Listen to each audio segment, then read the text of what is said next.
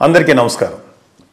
జన సైనికులకి, వీర మహిళలకి, జనసేన అభిమానులకి, నాయకులకి, ముఖ్యంగా మా జనసేనాని పవన్ కళ్యాణ్ గారికి 11వ జనసేన ఆవిర్భావ దినోత్సవ సందర్భంగా హృదయపూర్వక శుభాకాంక్షలు.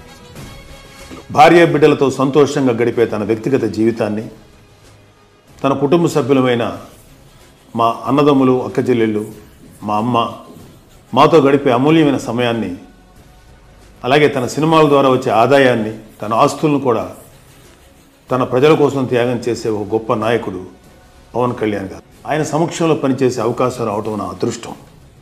అలాంటి గొప్ప నాయకుడు ఒక నిర్ణయం తీసుకుంటే ఆ నిర్ణయాన్ని గౌరవించడం, గెలిపించడం ఒక జన సైనికుడిగా నా కర్తవ్యం. తన సమస్యల్ని ప్రజల సమస్యలుగా భావించే నాయకులు చాలామంది ఉన్నారు.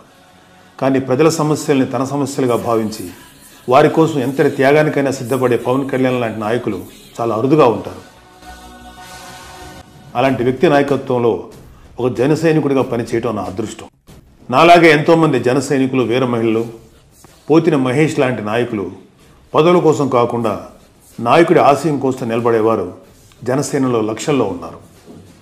అలా పార్టీ కోసం, నాయకుడి ఆశయాల కోసం, ఆ ఆశయాలు నిలబెట్టడం కోసం పనిచేస్తున్న ప్రతి ఒక్కరికి జనసేన 11వ ఆవిర్భావ దినోత్సవ సందర్భంగా మరొకసారి నా శుభాకాంక్షలు తెలియజేస్తున్నాను.